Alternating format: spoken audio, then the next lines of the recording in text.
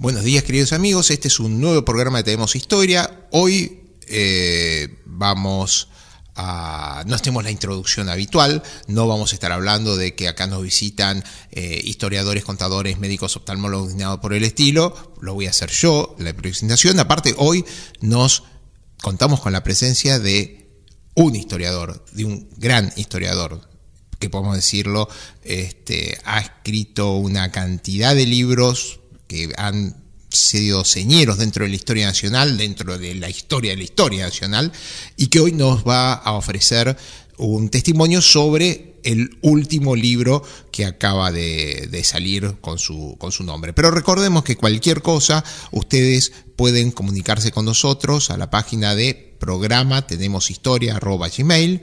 Se pueden entrar en Twitter con el Twitter de Emilio Perina, y si no, los programas anteriores que tenemos de esta serie lo pueden ver en vimeo.com/tenemoshistoria, vimeo con B corta.com/tenemoshistoria. Ahí van a encontrar ya varios años de testimonios históricos que hemos logrado hasta el momento. Y cualquier cosa también lo pueden hacer, algunos programas lo pueden buscar a través de Facebook de Olmo Ediciones, ¿no? Bueno, les estaba diciendo que hoy nos acompaña uno de los historiadores señeros del ámbito nacional, que es el doctor Miguel Ángel de Marco. ¿Cómo le va, doctor? ¿Qué dice? ¿Cómo está? Mucho gusto de estar en este programa. Por favor, es un honor. El doctor de Marco ha escrito, vamos a una cantidad de libros. Yo me acuerdo la biografía de Mitre, la guerra del Paraguay, un volumen maravilloso sobre la historia del Paraguay, un libro que era de anécdotas históricas, ¿no? Historias de la historia argentina. Historias de la historia argentina. No había otro también de Los hombres, el coraje. Los hombres, la patria y el coraje. Los hombres, la patria y el coraje. Divino ese libro, encantador, una serie de historias justamente sobre el coraje argentino, ¿no? Y hoy me parece que este libro que acaba de sacar tiene cierto tipo de connotación personal también, ¿no? Porque al evocar la figura de Alem, también está evocando la historia del Partido Radical, al cual creo que en la introducción usted habla de sus padres y su vocación radical, ¿no? Así es, mis padres eran radicales, un tanto intuitivos, digamos, en un momento de la historia argentina en que la sociedad estaba bastante dividida, porque era justamente la época de Perón, ¿no es cierto? Y en ese momento, por lo menos una parte de los ciudadanos se manifestaba próxima a los ideales de Alem y de Irigoyen, de manera que yo me crié en casa siempre escuchando acerca de la vida ejemplar de Alem y de Irigoyen, más que nada de Alem, en el sentido de lo que él significó como un espíritu de pureza cívica. Claro, el espíritu de pureza cívica. No llegó a tener un puesto ejecutivo, fue legislativo en cierto momento, pero no llegó a tener un puesto ejecutivo, que siempre crea más disyuntivas y más diferencias con la gente. Bueno, vamos a un corte y en breves instantes volvemos con Alem, caudillo popular, profeta de la República, del doctor Miguel Ángel de Marco.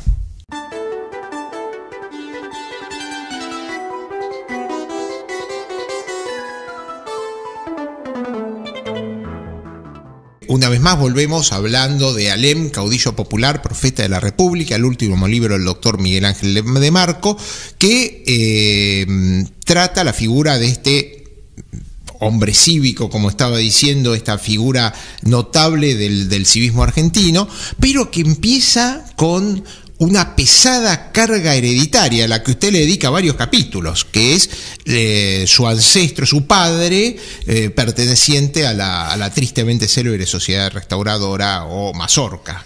Así es, sí. Yo creo que la pertenencia de su padre lo signó Alem buena parte de su vida y ha observado desde un punto en el que yo soy absolutamente lego, pero que usted conoce muy bien, que es la historia de la medicina y de las enfermedades, ¿no es cierto? No cabe duda que algunos rasgos del carácter de Alem fueron heredados, ¿no es cierto?, de aquella niñez tan tremenda, porque realmente era de haber visto, tal vez sin apreciar del todo, sin darse cuenta de las andanzas de su padre, pero después sí vivió de una manera muy directa digamos, las consecuencias, es decir, la muerte del padre, el fusilamiento, después el que quedara pendiendo colgado el cadáver, ¿no es cierto?, en una plaza pública, que la madre no se animara a recogerlo allí y fueran después al cementerio donde se encontraron con el cadáver, etcétera. Son todas vivencias que no cabe duda que a él lo impactaron mucho, a punto tal que él mismo también después lo consulta con algunas personalidades de la época a ver qué hace con esa herencia, hasta aún con el apellido, porque el apellido originariamente, como usted sabe, no era Alem, sino Alem, ¿verdad? Pero él en un momento dado y paulatinamente lo fue cambiando, digamos así, y la N la convirtió en M. Sí, el mote del hijo del mazorquero que le quedaba... pero aparte es parte de nuestra naturaleza humana, pero de igual, fíjese, porque estamos hablando, esto aconteció en 1853, es decir, los crímenes cometidos generalmente son de la década del 38 al 40. Exacto. Después él lo ponen preso por un atropello, digamos, en el año 47, que el Rosas lo libera. Exactamente, claro, porque ya el padre de Alem también tenía algunos trastornos de salud mental, ¿no es cierto? Y efectivamente atropelló en su pulpería a una persona de mala manera. También se le imputaron algunos otros crímenes. Ahora lo notable, y bueno, una de las tantas, digamos, de los hechos de la historia argentina que demuestran cómo digamos, el espíritu faccioso a veces tiene más que ver que, digamos, otras situaciones, es lo siguiente, que en realidad los mazorqueros no los fusilaron por mazorqueros, claro, sino por haberse opuesto a la revolución porteña del 11 de septiembre de 1852. Por haber participado del sitio de Lagos. Exacto, y por haber sido fieles a su condición de federales y no haber querido la secesión de Buenos Aires del resto del país, porque luego de la caída de Rosas ellos se sintieron urquicistas. Así que en realidad fue reabierto el juicio por mazorquero, pero por otra razón, ¿no? Es decir, una razón de carácter político. Ese juicio de los mazorqueros, yo creo que a la luz de los últimos años de historia nuestra, es señero, es decir, ahí aparece el concepto de obediencia debida, etcétera, una serie de conceptos que después fueron utilizados en el juicio a las juntas o en el juicio contra los excesos de represión.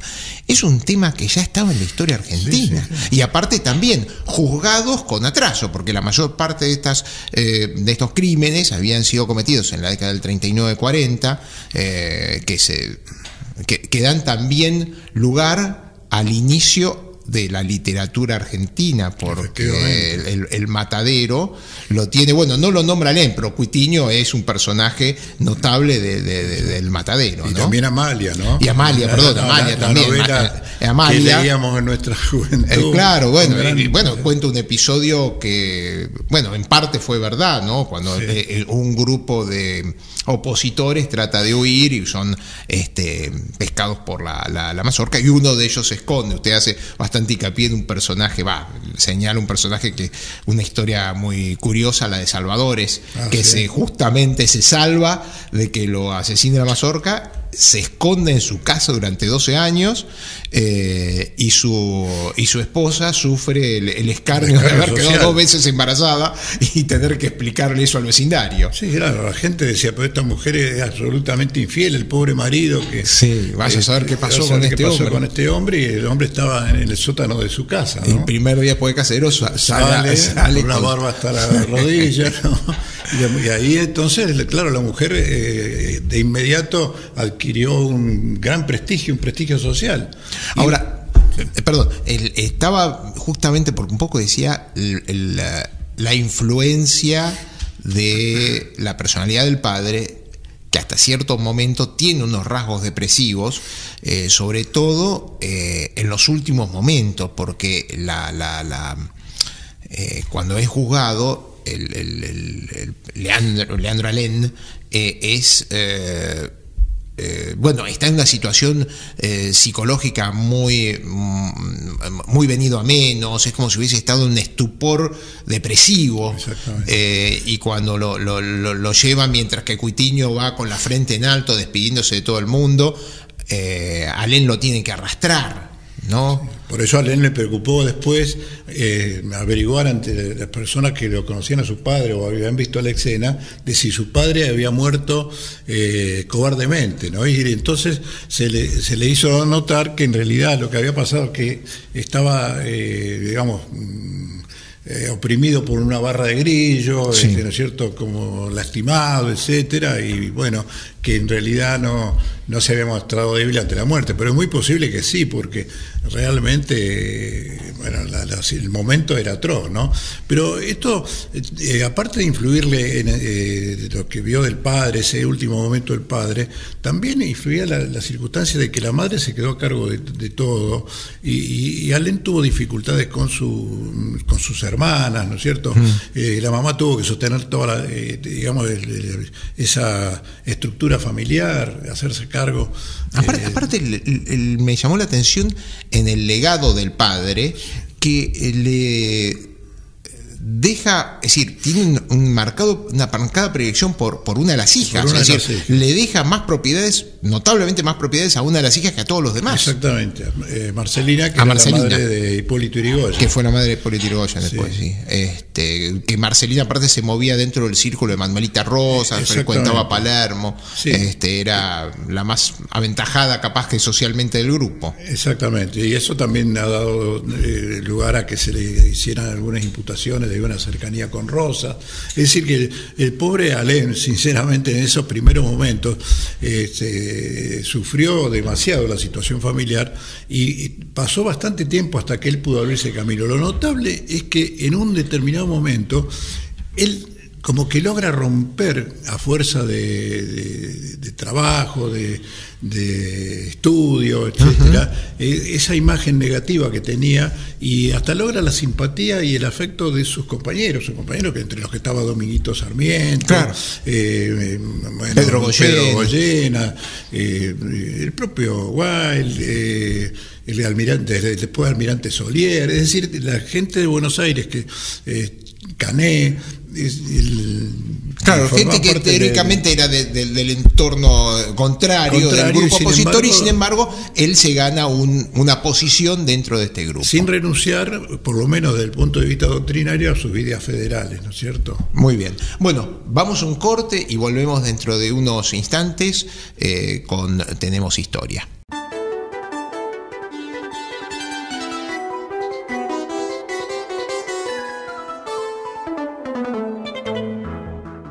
Volvemos con Tenemos Historia. Hoy tenemos la grata compañía del doctor Miguel Ángel de Marco, que está presentando su libro Alem, el profeta de la República. Y habíamos dejado en el bloque anterior hablando de Alem como la adversidad, cómo fue venciendo la adversidad, una situación terrible en lo que le deja la muerte del padre, la madre teniendo que hacer cargo de todo, hasta esta disparidad en la repartición de la herencia, y sin embargo él, a pesar de eso, comienza sus estudios como abogado. Termina su estudio secundario, etcétera, y comienza sus estudios como abogado, pero y mientras tanto también empieza a desarrollar una actividad literaria, periodística literaria, que uno lo asocia con alguno de los versos que usted expone a lo largo del texto, versos de la autoría de Alem. Sí, son versos que en realidad, como la mayoría de los de la época, siempre dedicados a una mujer, llorando penas de amor, etcétera, ¿no? Tal vez literariamente no son demasiado buenos, pero muestran es una tendencia de la época, una tendencia de la época, un interés. Yo creo que todos escribían poesías, mejores o peores. Él también tenía la cercanía, la relación con Juan Chassain, que ese sí era un gran poeta, ¿no? Juan Chassain, sí. Recuerda que creo que casi todos los que tenemos unos años en la escuela primaria y aún en la media cantábamos o recitábamos la famosa oración a la bandera, página eterna de Argentina Gloria, melancólica imagen de la patria. Y bueno, y también obviamente la poesía también traía aneja la prosa política, ¿no? Él escribía mucho en el diario La Tribuna de los Varela, que era también el órgano autonomista, el órgano de Adolfo Alsina. Él se fue acercando, como casi toda la juventud, a Alsina, y se fue oponiendo a la figura del otro gran caudillo político que era Mitre, ¿no? Voy a hacer un aviso parroquial, porque justamente hablamos de Juan Chassain, que para estas generaciones está medio perdida, pero también quiero hablar de que en algún momento sería bueno que reparen la tumba de Chassain en la Recoleta, porque está medio perdida, y claro, y nadie la va a ver, y claro, no tiene esta honra porque la figura fue perdiéndose con el tiempo, y sin embargo, como dice, gran poeta y patriota, porque aparte él peleó en Cepeda. En Cepeda, justamente cuando se produce la retirada de Cepeda, él ve que se retira el abanderado del batallón San Nicolás, ¿no es cierto?, con el asta de la bandera tronchada, ¿no es cierto?, cansado, era un niño, tenía 13, 14 años el abanderado, ¿no?, y con su bandera hecha jirones, y entonces ahí toma lo que se llamaba la cartera, que llevaban todos una cartera llena de folios para escribir sus impresiones, y entonces,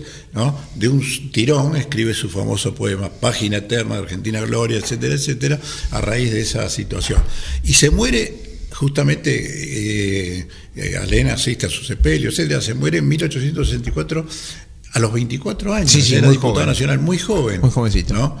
En fin, lo interesante, a mí lo que para esta biografía reconozco que en algunos aspectos me costó, porque tuve que poner en su lugar algunas cosas que por ahí no estaban del todo exactas.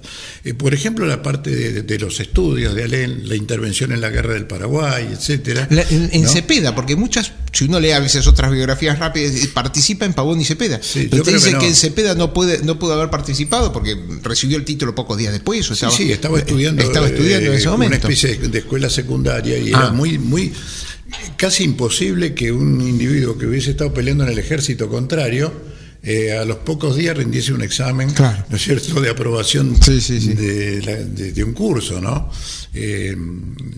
Pero bueno, ya él tuvo una especie de vacío en el cual se dedicó a la acción política hasta que, supongo que por presiones de su madre, sobre todo, se dedicó de lleno a estudiar su carrera de Derecho. Y justo lo toma la guerra del Paraguay. Y bueno, mientras Dominguito Sarmiento y todos los muchachos que tenían más, digamos, recursos, se ingresaban a las tropas de Guardia Nacional o algunos batallones de línea, porque bueno, se tenían que pagar sus propios uniformes y sus dorados y quepís y demás. Él estaba en la pobreza, entonces opta por ingresar a un regimiento de la campaña de Buenos Aires, y después, para apurarse, porque eso muestra, ¿no?, la compulsión que en algún sentido él tenía, para apurarse y estar cuanto antes en la guerra, para que no se dijese que estaba demorándose, ¿no es cierto?, en su compromiso patriótico, se incorpora en la vanguardia, en las primeras tropas que salen a pelear junto con el general Hornos, ¿no? En la toma de Corrientes. Sí, en la provincia de Corrientes, estuve ahí, escribe poemas también, ¿no?, en los campamentos. Evidentemente debió ayudarle bastante a Hornos, porque era un general que no sabía leer ni escribir, Hornos, ¿no? Ajá. Bueno, también otro personaje olvidado, pero que a lo largo de la historia va mostrando que tiene, bueno, fue un una persona de consejo, de opinión. Eso. Y aparte que de liderazgo, Hornos, candidato en cierto momento a tener puestos ejecutivos, pero no desconocía el detalle que fuese. Sí, él hacía la rúbrica y un escribiente le ponía su nombre. Y eso, y Mitre en el discurso que pronunció cuando muere Hornos, ¿no? Hace una alusión a que, ¿no? Sin saber ni escribir, pero que tenía un gran coraje, etcétera. Bueno, al lado de Hornos se templa Alem, pero después terminan peleándose, ¿no? Sí. En el propio campamento de Tuyutí, y Mitre lo destina como ayudante del general Geliove, del ministro de Guerra y jefe del Estado Mayor, y después de la batalla de Tuyutí él pide la baja porque alude a su enfermedad, una enfermedad respiratoria. Por eso algunos biógrafos dicen que estuvo y fue herido en Curupaití. Y yo realmente, y perdóneme la expresión que no es muy académica, me volví loco buscando ese detalle. A ver, los diarios de la época, los libros de órdenes generales, a ver dónde estaba la herida de Alem. Y finalmente, en el archivo de la Universidad de Buenos Aires me encuentro con una carta que él le dirige a Juan María Gutiérrez, tan luego que era el rector, ¿sí? En que le pide ingresar cuanto antes para terminar la carrera de Derecho, porque acaba de volver del Paraguay a raíz de su grave enfermedad. La enfermedad, no sé qué grado probablemente un asma, algo así. O algo así, sí. que realmente lo... No, porque tuberculosis, porque las dos enfermedades respiratorias ya hubiese muerto a esa altura, en ese momento. Pero lo más probable es que haya sido asma. Aparte condice un poco con todo el condicionamiento psicológico. Correctamente, y que después se le produce, porque dice que cuando lee los debates, él era un orador de hablar horas y horas, y con una gran profundidad y un gran conocimiento, ¿no? El conocimiento del derecho, de la doctrina constitucional, realmente muy notable. Pero muchas veces se lee en el diario de sesiones, el doctor Alem pide una pausa para descansar. Muy lógico. Se ve que esa afección, ¿no? En determinados momentos se le agudizaba y entonces él tenía que poner freno. Después de eso, después de la guerra del Paraguay, ya recibido de abogado, con una brillante exposición según los presentes, lo destinan a Brasil. Sí, como secretario del general Paunero. Como el secretario del general Paunero. Se ve que Paunero lo apreciaba mucho. Y él estuvo relativamente poco en Brasil, ¿no? Se cansó muy rápido. Él se cansaba de los cargos públicos él se cansaba de los cargos públicos. Sí, por eso yo creo el historiador no puede hacer... nos vendría ahora que algunos se cansen de los cargos públicos. Sí, la verdad. Uno en realidad no puede hacer historia, a mí no me gusta para nada hacer historia contrafáctica, pero a veces se pone a pensar, ¿no? Uno hubiese llegado a ejercer cargos ejecutivos a Alem, y si así hubiese sido, ¿cómo le hubiera ido? Porque realmente... ¿no? Él era como después fue mi compatriota de Patria Chica, yo soy rosarino, Lisandro de la Torre, ¿no? El gran denunciador y que mostró, ¿no es cierto?, los graves males de la historia argentina, pero que de pronto por ahí decía que no estaban en condiciones de meterse en el barro de la política, ¿no? Lo que pasa es que es así, es decir, yo creo que lo que pasa es que cuando uno dice hace política, y uno puede hacer política y ser un legislativo, ser una persona así de denuncia, como hoy vamos a hacer el ejemplo concretamente, porque conozco Lilita Carrió es una gran legisladora, una persona combativa, etcétera, pero no me la imagino en un puesto ejecutivo. Y eso es una cosa que a veces uno tiene que tener la diferencia. Esta es una muy buena persona para hablar, para pensar, para ordenar las cosas, pero no es una persona que esté en condiciones o que tenga las dotes de llevar adelante todas esas cosas. Creo que a veces hay personalidades para todo. No, es verdad. Vamos a un corte y volvemos con... vamos a hacer este periodo más oscuro de la vida de Alem, donde él se retira un poco del mundanal ruido. Por favor, volvemos.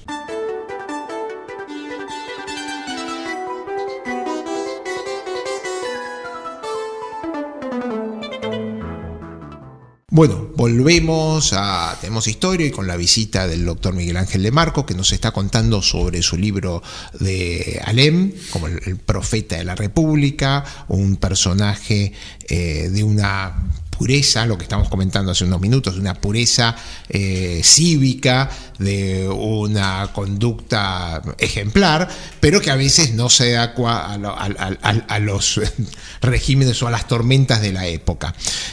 Habíamos dejado a Alem en Brasil, él vuelve, y ahí empieza un periodo empieza un periodo cuando es diputado, estamos hablando del año más o menos 1870.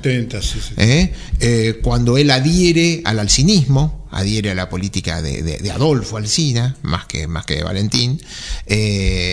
Y acá empieza toda esa historia que a veces nos cuentan en los colegios, los crudos y los cocidos.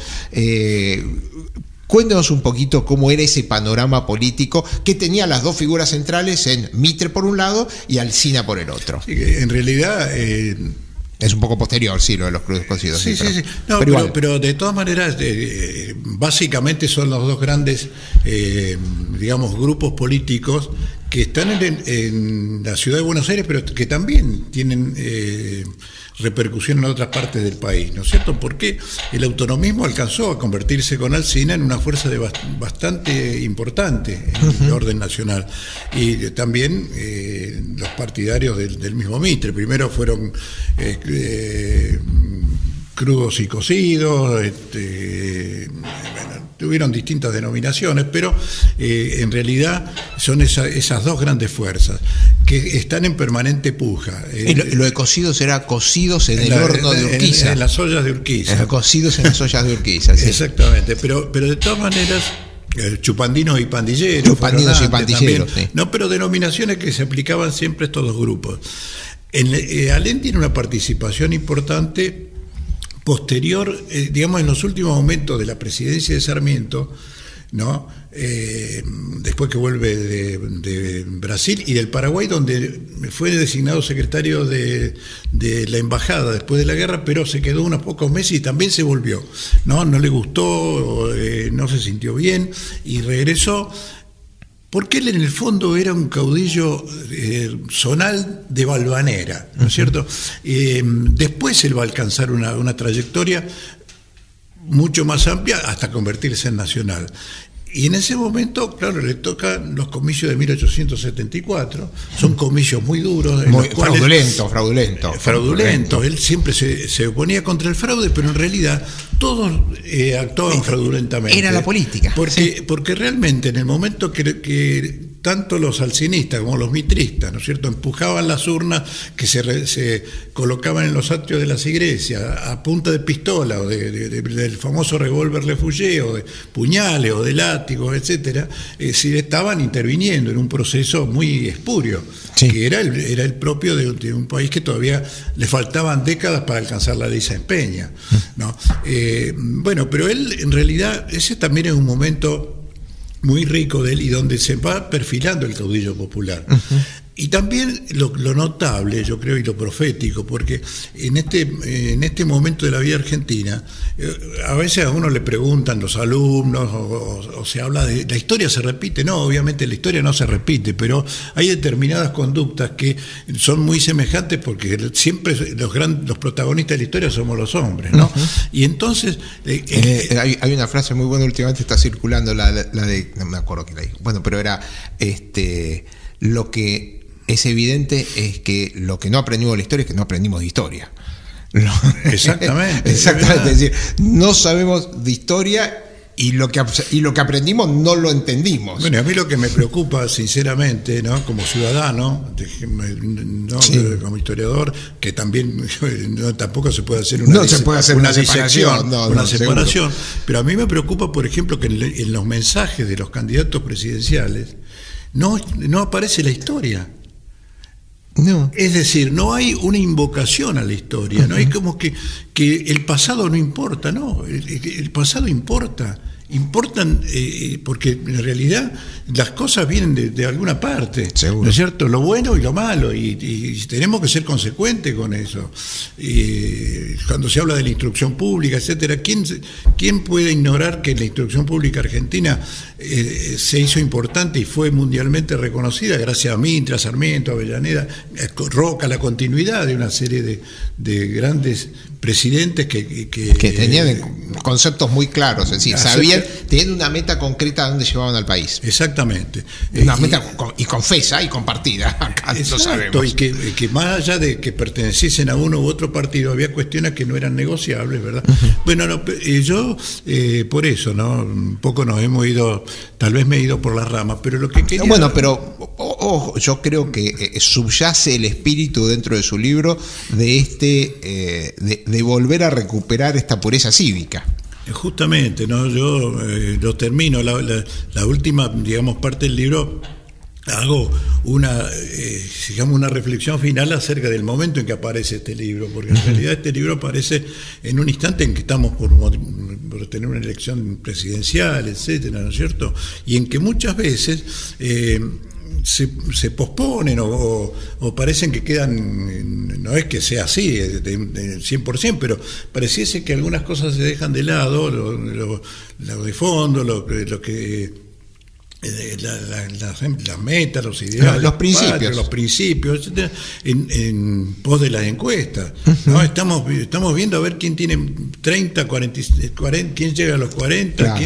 ¿Y qué es lo que hago para ganar un punto? ¿Y qué es lo que digo para ganar un punto? ¿Y qué dejo de decir para ganar un punto? Usted decía que la gente no se fija en la historia. Sí, la gente se fija en la historia de Bailando por un Sueño. Hasta ahí llega la historia argentina. Bueno, claro. No, yo lo que quería, si tengo un minuto, porque fíjense que uno de los grandes problemas históricos de la Argentina, que lamentablemente no se ha resuelto y va a ser muy difícil en este tiempo y en los próximos años modificarlo, es la cuestión de la cabeza de Goliat, es decir, que este es un país macrocéfalo con una capital gigantesca, ¿no es cierto?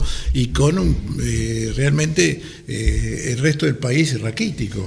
Bueno, hay grandes hay provincias importantes, que tienen una actividad industrial, comercial muy rica, todo lo que sea, pero esta ciudad de Buenos Aires, donde están los poderes públicos nacionales, donde se fragua la riqueza, el poder, etcétera, etcétera, realmente es como una rémora. Eso se advirtió en la época de la Organización Nacional, cuando se quiso sacar la capital de Buenos Aires, la discusión se la quiso llevar a Rosario, ahí. se la quiso llevar a Córdoba, ¿verdad? Distintas ideas, y cuando en el 80, que él está en solitario ahí, ¿no? En la Cámara de Representantes de la provincia, la Cámara de Diputados y en el Senado de la provincia, como usted recordará, la ley promovida por el presidente Avellaneda para federalizar Buenos Aires, y cuando Buenos Aires tiene que ceder, ¿no es cierto?, su territorio, el único que levanta la voz para señalar que esto va a ser fatal para el país fue Alem, que dijo: no, si la capital permanece en Buenos Aires, el país va a ser imposible, porque todo va a venir acá, decía Alem. La riqueza, las mejores inteligencias, la universidad, todo se va a concentrar en esa nueva capital en detrimento del resto del país. Y si uno analiza la historia posterior, efectivamente sí, tuvo razón. Efectivamente, fue un discurso extraordinario, ¿no? Realmente el de Alem.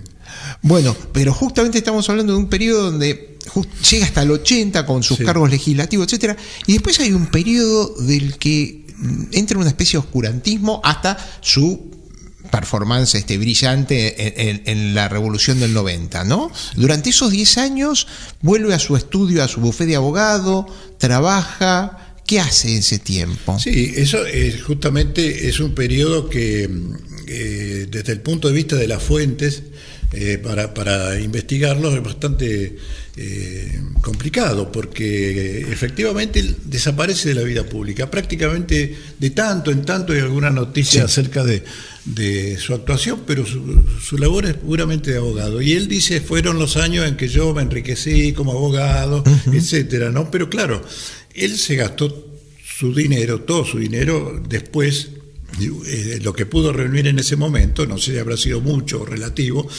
en la política, en los últimos años de su vida política, ¿no?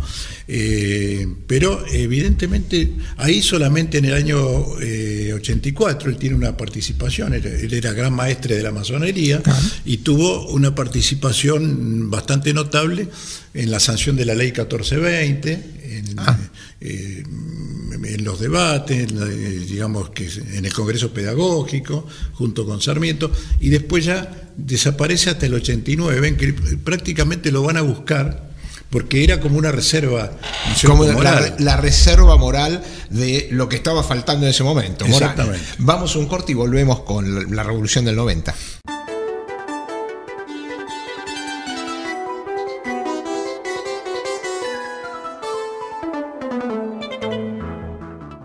Volvemos con este bloque de Tenemos Historia, con la grata compañía del doctor Miguel Ángel de Marco, con su libro sobre Alem, y habíamos dejado a Alem un poco como olvidado, alejado del mundanal ruido, en su estudio de abogados, y un buen día la situación del país lo convoca. Estamos hablando el tiempo de Juárez Celman,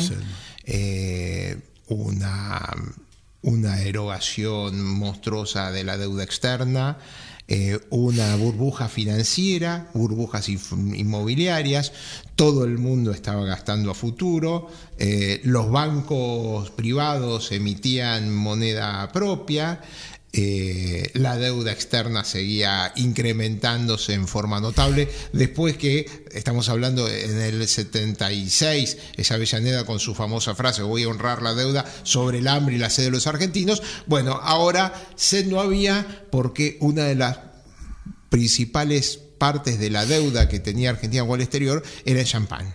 Es decir, había una importación no solamente de productos necesarios, tren, ferrocarriles, etcétera, sino que había aproximadamente 20% de la deuda externa de productos suntuarios, entre los cuales se destacaba el champán francés.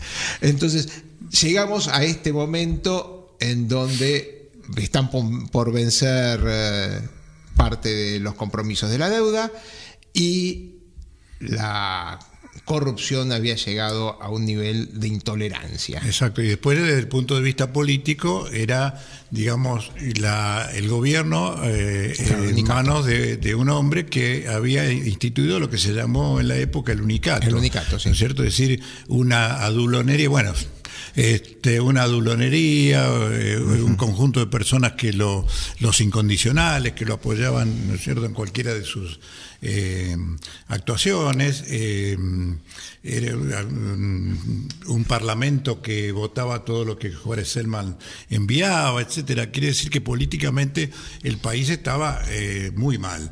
Y era ahí donde... Parece que fue ayer. Sí, claro, parece que estuviésemos, ¿no?, contemplando hechos muy próximos. Sí. Y ese es el momento en que los partidos políticos o aquellos que no tienen partido pero que quieren modificar la situación empiezan a unirse. Los católicos con Gorostiaga, el Partido Nacionalista de Mitre, ¿no es cierto? Bueno, es decir, se van, pero lo notable es que el movimiento comienza desde la juventud, ¿no? Por eso que el nucleamiento básico es la unión cívica de la juventud, ¿no? Y ahí es donde Alem es buscado de alguna manera, es acercado, porque sus antiguos amigos y sus amigos recientes que están en esta tesitura de cambio político y además ético, lo ven como un hombre puro, y él se entrega de lleno en esa tarea, y es donde comienzan digamos así, las grandes reuniones cívicas del Frontón Buenos Aires, Jardín Florida, etcétera, en que empieza a darse el fenómeno de multitudes para la época que concurren a reclamar por una nueva Argentina, ¿no es cierto?, en que prevalezca el civismo, las virtudes frente a lo que está ocurriendo. Bueno, y ya se sabe que después toda esa acción va a tener una eclosión armada, no se viabiliza otro camino. Y Alem va a ser uno de los que conduzca esta rebelión armada, ¿no? Una rebelión que, como dijo un partidario del gobierno, la revolución fue vencida, ¿no? ¿Recordás? Manuel Pizarro, revolución ha sido vencida, pero el gobierno ha muerto, ¿no? La presión de la opinión pública, lo ocurrido, hizo que Juárez Celman tuviera que renunciar, y Pellegrini, el famoso gringo Pellegrini, con el que ya Alem empieza a disentir fuertemente, a pesar de que han sido amigos en el Partido Autonomista. Estuvieron en la Guerra del Paraguay. Estuvieron juntos en la Guerra del Paraguay, en la Facultad de Derecho, etcétera, y ahí Pellegrini tiene que hacerse cargo de reconstituir el país, ¿no? Pero obviamente ya ambos están en las antípodas, y en este momento es de mucha tensión cívica. Se produce después el acuerdo entre Mitre y Roca, y ahí ya Alem se convierte en el líder, no solamente de los porteños, sino nacional, ¿no?, de una nueva corriente más intransigente, más pura, digamos así, de la política argentina. Ahí es la frase esa de Mitre: cuando todos tienen razón, nadie tiene razón. Sí, sí, que como siempre pasa, solemos atribuírsela. No, era una frase de Mirabeau. De Mirabeau. Mirabeau, que los argentinos se la endilgamos a Mitre, pero no. Fue, digamos, como Mitre era un hombre muy culto, seguramente también. Bueno, igual que las ideas no se matan. Exacto. No, es de Volner, no es de Sarmiento. No sé por qué se ha pasado a la posteridad como diciendo bárbaro, las ideas no se matan, porque eso no lo escribió Sarmiento. Pero sin embargo, a la posteridad siempre la palabra bárbaros, las ideas no se matan, ha quedado como la frase de Sarmiento, sí. Y en realidad es de Volner. Grusac dudaba si era de Volney o no, pero Sarmiento era un gran lector de Volney. Lo que siempre a mí me llama la atención, ¿por qué le agregamos bárbaro cuando Sarmiento no puso bárbaro? Y para peor, que Sarmiento lo escribió en francés, entonces, sí. Bueno, se le atribuye a Sarmiento. ¿Por qué uno dice que Sarmiento escribió en francés? Bueno, en fin.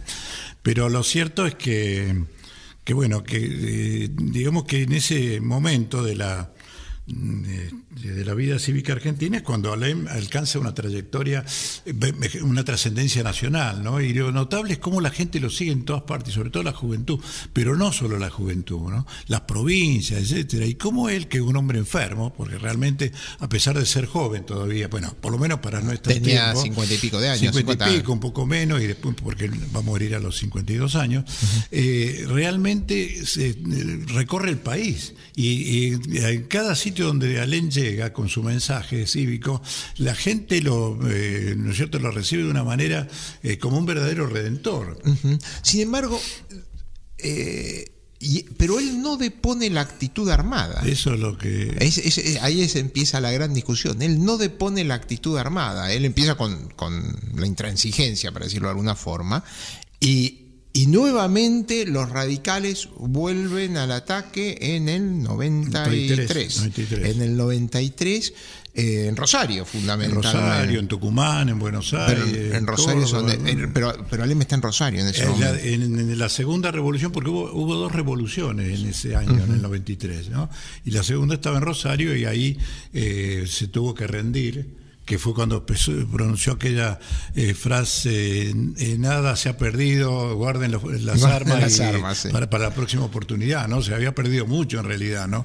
Pero bueno, sí, efectivamente, y con la derrota de la revolución, la prisión de Alem y todo eso, también como que terminó de golpearlo a él y acercarlo al sepulcro. Por otra parte, bueno, pero lo que pasa es que también empieza el disenso con sus seguidores, con sus sobrinos, no es el camino, con sus sobrinos, con Irigoyen. Porque la revolución del 93, en parte, de la provincia de Buenos Aires, la revolución de Buenos Aires la hizo Hipólito Yrigoyen, y prácticamente no le dio intervención a su tío, que era el jefe del partido, ¿no es cierto? Y eso fue una cosa que a él lo impresionó, no solamente lo impresionó, sino que lo afectó muchísimo, hasta el punto que en alguna ocasión dijo: lo único que me faltó es haberle dado a luz, como que le había dado todo por su sobrino y que el sobrino le había fallado. Y hay que ver, porque realmente, ¿no es cierto?, eran distintas concepciones. Eran distintas concepciones. Bueno, después uno resultó triunfante, pero bueno, igual, claro, en ese momento no se sabía. Bueno, nos quedan los trágicos momentos finales de este luchador. Esta muerte que, bueno, todos los que pertenecemos al Club del Progreso hemos pasado por esa mesa en donde, bueno, decide pasar a la inmortalidad. El motivo siguió siendo este conflicto con el resto de la dirigencia del partido. En realidad parece que han confluido muchas cosas, ¿no? La pobreza de él, la terrible, pobreza, ¿no? Tenía muchas deudas, ¿no? Tanto que Pellegrini se lo había enrostrado, eso, tenía a punto de batirse a duelo.